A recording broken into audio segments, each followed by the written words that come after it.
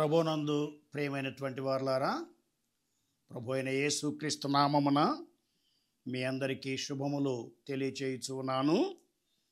ఈ సమయంలో పరిశుద్ధ బైబిల్ గ్రంథములో నుండి మనము ఒక వచనాన్ని చదువుకొని ధ్యానించుకొనబోతూ ఉన్నాము. హెబ్రీయులకు వ్రాయబడినటువంటి పత్రిక 4వ అధ్యాయము 12వ వచనము.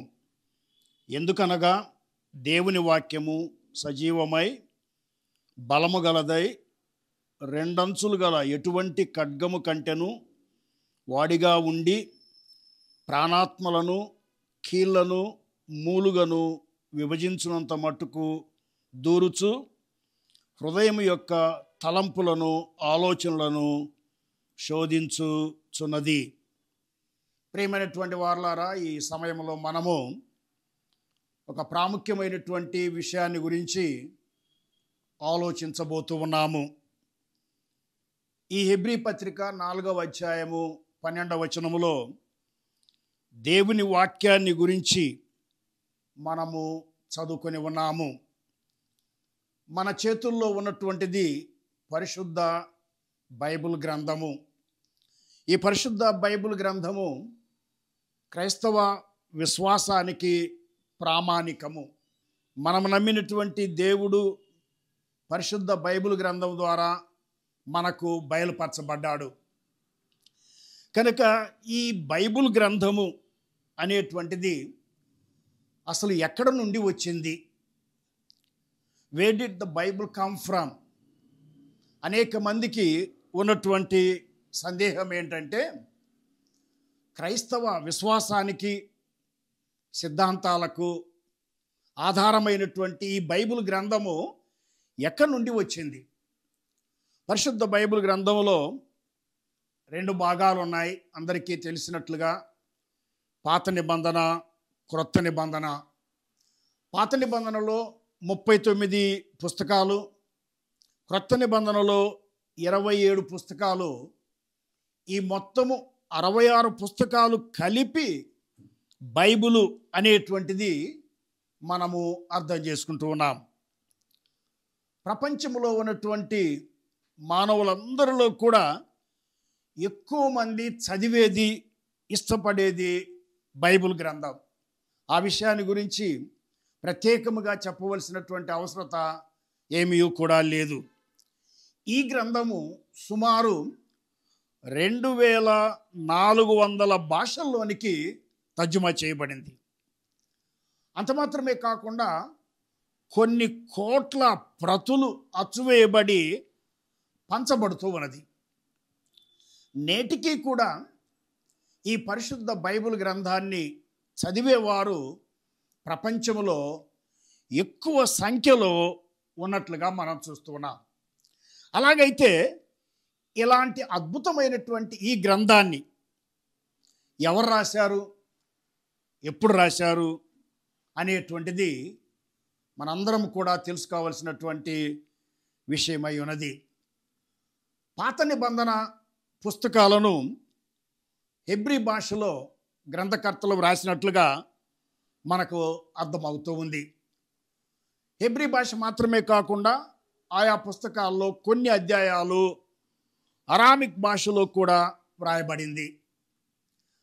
పాత నిబంధన గ్రంథాలు వ్రాయబడటానికి సుమారు 1000 సంవత్సరాలు పట్టినట్లుగా పండితులు అభిప్రాయపడుతూ ఉన్నారు. బైబిల్ గ్రంథాన్ని మొట్టమొదటిగా వ్రాసినటువంటి వ్యక్తి మోషే అనేటువంటిది మనందరికీ తెలిసినటువంటి సత్యము.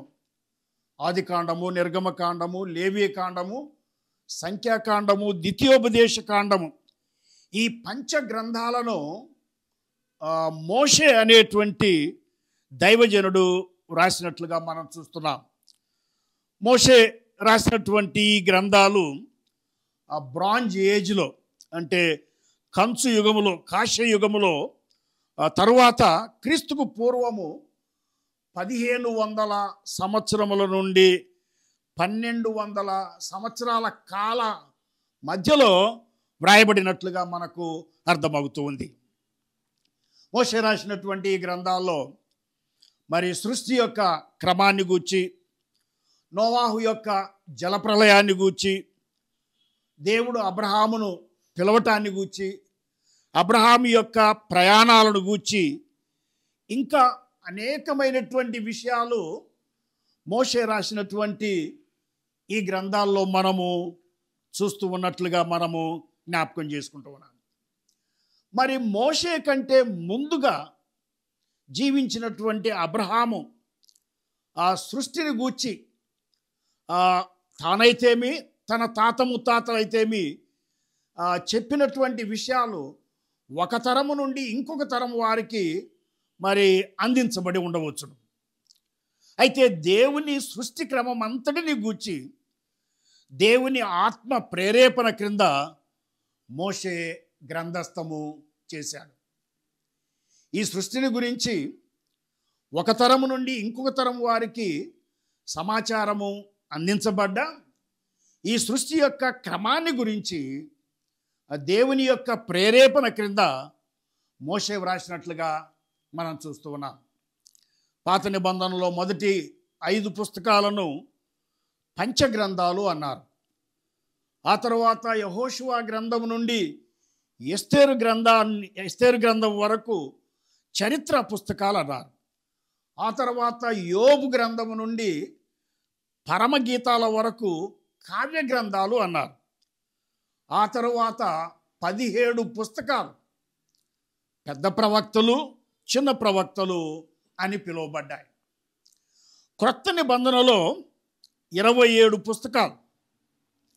ఈ 27 పుస్తకాలు కూడా యేసుక్రీస్తు శిలువలో చనిపోయి పరమునకు ఆరోహణమైన తరువాత వ్రాయబడ్డాయి. మనకు తెలిసినటువంటి విషయమే.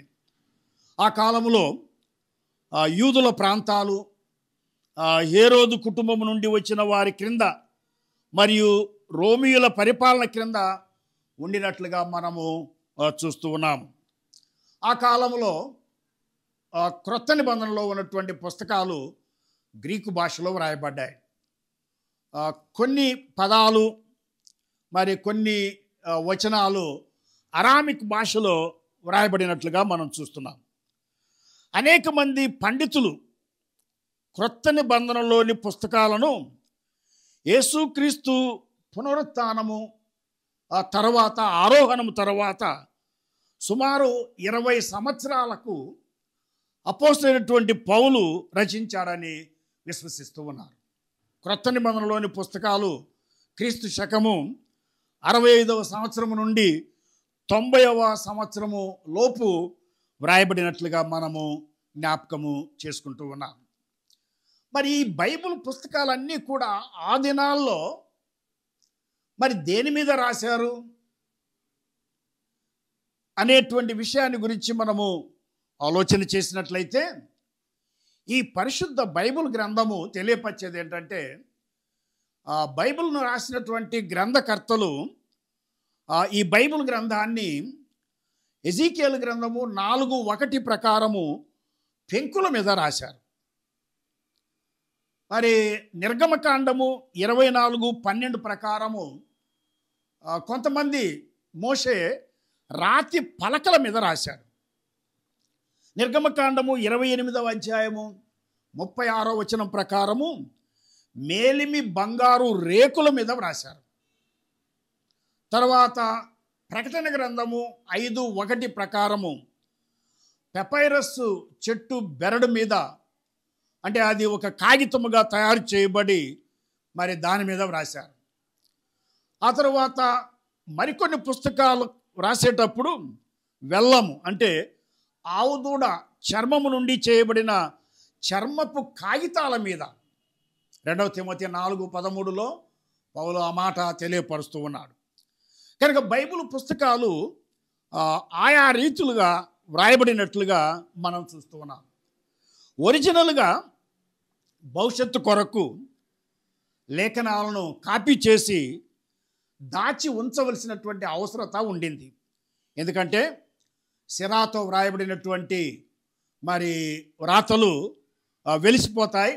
చర్మపు కాగితాలు అయితేమి శిథిలావస్థకు వచ్చేటువంటి పరిస్థితుల్లో ఒరిజినల్ లేఖనాల నుండి ప్రతులను చేసి దాచారు. ఈ ఒరిజినల్ రైటింగ్స్ను ఆటోగ్రాఫ్స్ అన్నారు. అవి శిథిలము కాకముందే వాటి నుండి యాక్యురేట్గా, ఏ పొరపాటు లేకుండా, ఏ తప్పు లేకుండా మరి మ్యానుస్క్రిప్ట్స్ను అనగా రాత ప్రతిగా వారు తయారు చేసి ఉంచినట్లుగా మనము చూస్తూ ఉన్నాం. కనుక దేవుని యొక్క సంకల్పములో పరిశుద్ధ బైబిల్ గ్రంథములో ఉన్నటువంటి పుస్తకాలు ఆటోగ్రాఫ్ అవి శిథిలము కాకముందే మరి మొట్టమొదటి ప్రతులుగా మ్యానుస్క్రిప్ట్స్గా తయారు చేయబడి ప్రపంచంలో ఆయా లైబ్రరీల్లో దాచిపెట్టబడినట్లుగా మనము చూస్తూ ఉన్నాం. కనుక బైబిల్ ఎక్కడి నుండి వచ్చింది అనేటువంటి ప్రశ్నను మనము ఆలోచించినట్లయితే అనేక మందికి ఉన్నటువంటి ఆ యొక్క అనుమానాన్ని తీర్చడానికి ఈ యొక్క సందేశాన్ని ఇవ్వటం జరుగుతుంది. ఈ బైబిల్ గ్రంథము దేవుని చేత వ్రాయబడింది, లేక బైబిల్లోని మాటలు ఎక్కడి నుండి వచ్చాయి అనేటువంటి ప్రశ్నకు జవాబు ఏమిటి అని అంటే, బైబిల్లోని ప్రతి మాట దేవుని నుండి వచ్చింది. బైబిలు దైవ ప్రేరేపితమైనటువంటి గ్రంథము అని క్రైస్తవులు చెప్పటము మీరు వింటూ ఉన్నారు. దాని అర్థం ఏంటంటే, బైబిల్లోని మాటలన్నీ కూడా దేవుడు ఊదాడు. దేవుని మాటలు హెబ్రీ పత్రిక 1వ అధ్యాయము 1వ వచనము 2వ వచనములో చూసినట్లయితే, ఆ పూర్వకాలమందు నానా రీతులుగా మన పితరులతో మాటలాడిన దేవుడు ఈ దినముల అంతమందు కుమారుని ద్వారా మాటలాడను. బైబిల్ గ్రంథములో ఉన్నటువంటి ప్రతి మాట కూడా దేవుని యొద్ద నుండి వచ్చింది, దేవుని చేత ప్రేరేపించబడి ఆయా గ్రంథకర్తలు పలికారు, గ్రంథస్థము చేశారు. 2వ తిమోతి పత్రిక 3వ అధ్యాయము 16-17 వచనాలు అయితేమి, 2వ పేతురు 1వ అధ్యాయము 20వ వచనం నుంచి 21వ వచనం వరకు చూస్తే ఈ పరిశుద్ధ బైబిల్ గ్రంథము ఆ పరిశుద్ధాత్మ చేత ప్రేరేపించబడి గ్రంథకర్తలు వ్రాసినట్లుగా మనము చూస్తూ ఉన్నాం. ప్రవక్తలు, అపోస్తులు దేవుని ఆత్మచేత నడిపించబడి బైబిల్ పుస్తకాలను వ్రాశారు. వారంతట వారు వ్రాసింది కాదు. బైబిల్ గ్రంథంలో కొందరు కాపరులు, కొందరు సైనికులు, కొందరు కవులు, కొందరు రాజులు, పండితులు, యజమానులు, సేవకులు, జాలరులు, డేరాలు కుట్టేటువంటి వారు ఉన్నారు. ఆయా వృత్తుల నుండి వచ్చినటువంటి వారిని దేవుడు తన ఆత్మచేత వాడుకొని బైబిల్ గ్రంథంలోని పుస్తకాలను వ్రాయించాడు. కొందరు చెరసాల్లో ఉండి రాశారు, కొందరు అరణ్యములో ఉండి రాశారు, కొందరు చెరలో ఉండి రాశారు. అంత మాత్రమే కాదు, ఈ అద్భుతమైనటువంటి బైబిల్ గ్రంథము యొక్క మాటలు రాసినటువంటి వారు ఆసియా ఖండములో, ఆఫ్రికా ఖండములో, ఐరోపా ఖండములో నివసిస్తూ పద్య రూపములో, గద్య రూపములో జీవిత చరిత్ర ఉత్తరాలుగా, ధర్మశాస్త్రముగా వ్రాశారు. ఈ లేఖనాలు దేవుని మనసులో ఉన్న ఉద్దేశాన్ని మనకు బయలుపరుస్తూ ఉన్నట్లుగా మనం చూస్తూ ఉన్నాం. ఎంత అద్భుతమైనటువంటి ఈ గ్రంథాన్ని పరిశుద్ధ బైబిల్ గ్రంథము అని పిలువబడుతూ ఉంది. ఇందులో దేవుని యొక్క చిత్తము, దేవుని యొక్క మనసు బయలుపరచబడింది. ప్రకటన గ్రంథము 1వ అధ్యాయము 3వ వచనం ప్రకారము ఈ గ్రంథాన్ని చదువువారు, వినువారు, దానిలోని సంగతులను గ్రహించువారు, వాటిని అనుసరించి జీవించేవారు ధన్యులు అని వ్రాయబడింది. ప్రియమైనటువంటి వారలారా, మీరు ఎక్కడ ఉండి ఈ మాటలు వింటూ ఉన్నా కూడా ఈ అద్భుతమైనటువంటి బైబిల్ గ్రంథంలోని మాటలను చదివి నిజదేవుణ్ణి తెలుసుకొని నిత్య జీవాన్ని పొంది పరలోక రాజ్యం చేరాలని దేవుని సేవకునిగా మీకు మనవి చేయుచున్నాను. దేవుడు మిమ్మల్ందరినీ దీవించునుగాక. ఆమేన్.